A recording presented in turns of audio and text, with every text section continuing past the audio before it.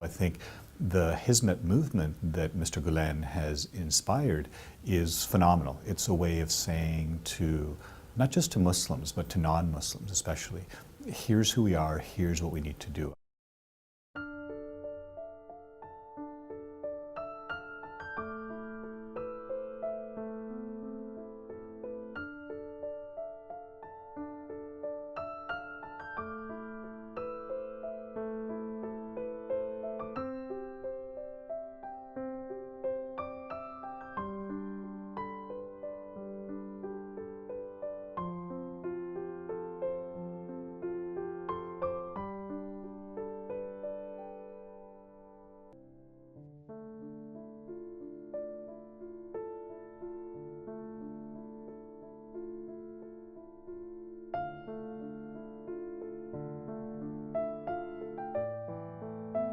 My name is Amir Hussain.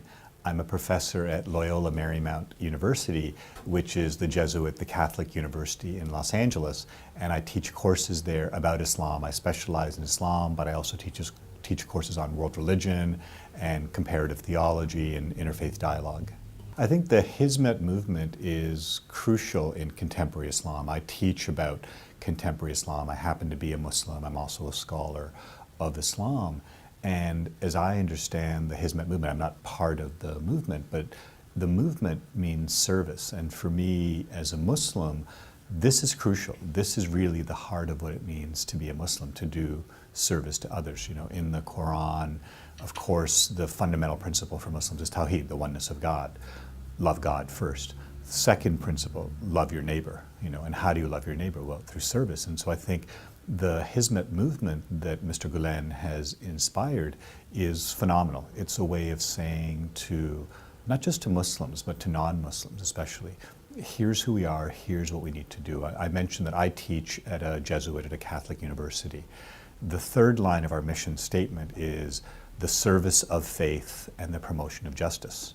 That's exactly what Mr. Gulen is doing. That's exactly what the Hizmet movement is doing. You know, how do you serve your faith? Well, you do justice to people. You work for good in the world, and that's what the Hizmet movement is doing. I think the Hizmet movement is perhaps the best face that Islam can have, to say, here we are as Muslims. You know, you come out of a country like Turkey where people are religious. You come out of a country like America and people are religious. You know, in America, in Turkey, people are much more religious than they are, let's say, in European countries where people may not believe in God or go to church or pray.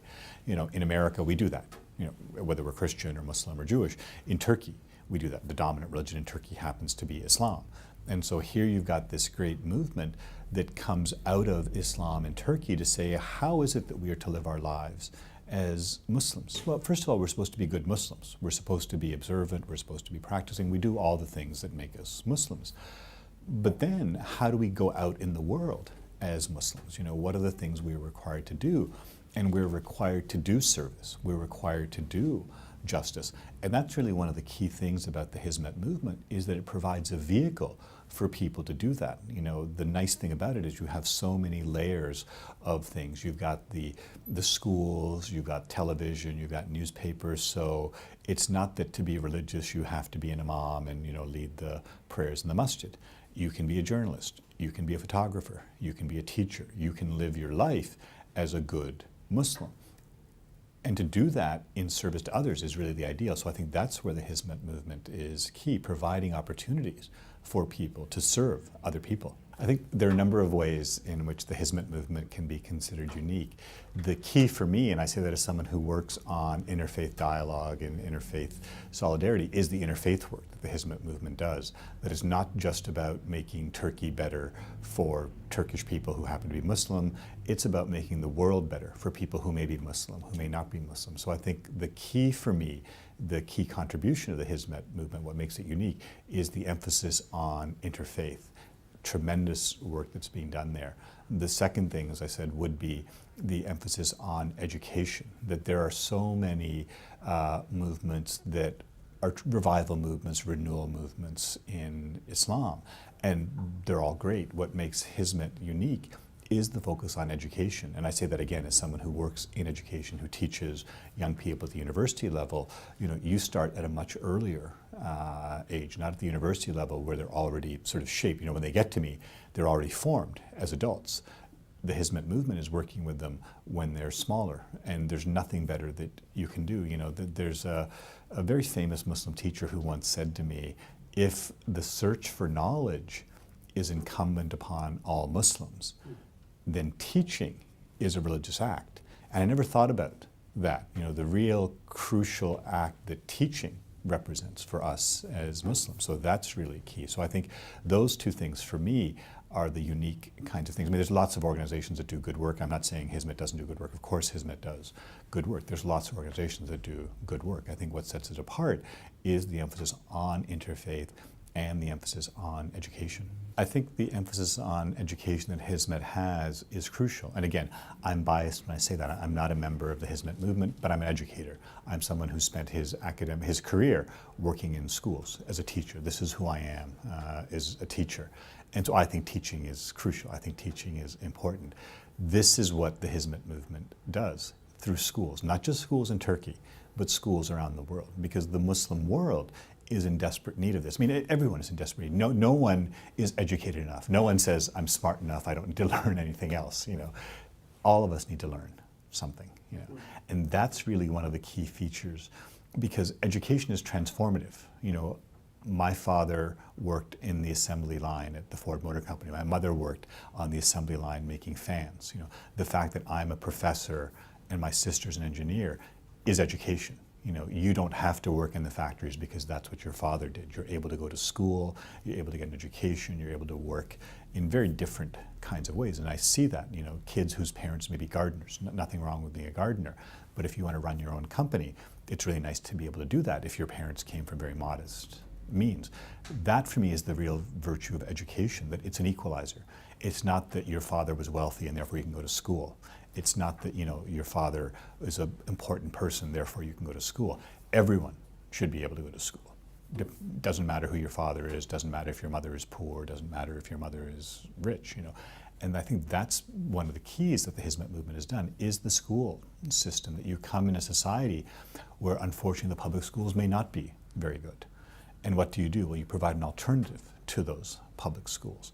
And in those schools, you teach people, but you teach people how to socialize, how to live with each other. Are they religious schools? No, not in the sense that the students are simply learning, the Quran and Hadith, and that's all that they learn. But of course, if they're religious people, then they need to have that. I come from a Catholic university where it's very clear that the Catholic religious tradition is what inspires education. But the fact that I'm welcome there as someone who not only is not Catholic, but is not Christian, who's a Muslim, I think that's crucial. And that's the real key, with the Hizmet schools, is that you're able to change people through the education. And that's one of the things we haven't really talked about the Hizmet movement, is the charitable work that it does. And that's crucial, As Muslims, we're commanded to do this. If you look at the fourth pillar of fasting in Ramadan, if you look at the third pillar of giving zakat, we have an obligation. The wealthy have an obligation to the poor. And so as Muslims, we're commanded by God to do this. Unfortunately, there are a lot of people who are Muslims who don't follow that command, who want to succeed for themselves and not to better their societies. That's one of the great things about the Hizmet movement, is the charitable work that it does to say, no, we need to, as a society, work together. So it's not just individuals, it's individuals working together as a collective, giving their money. As Muslims, we're required to give zakat. If we have wealth, we're required to give that. How do we do that? How do we take that money and actually make a difference in the world? That's one of the great things about the charitable work that Hizmet is doing. It provides the opportunity. I think the other thing that's crucial here is that so many Muslims think that zakat is only for Muslims, that as Muslims you only have an obligation to help other Muslims. No. Other people are created by God as well. As Muslims, we don't say that as Muslims we're created by God, but the Hindus, the Jews, the Buddhists, they're not created by the same God. That's ridiculous. It's the same God who creates us. It's the same God that asks us to take care of our brothers and sisters without asking if there are Muslim, brothers and sisters. So that, I think, is one of the real key points about the charitable work that Hizmet does, is that it's not limited to Muslims.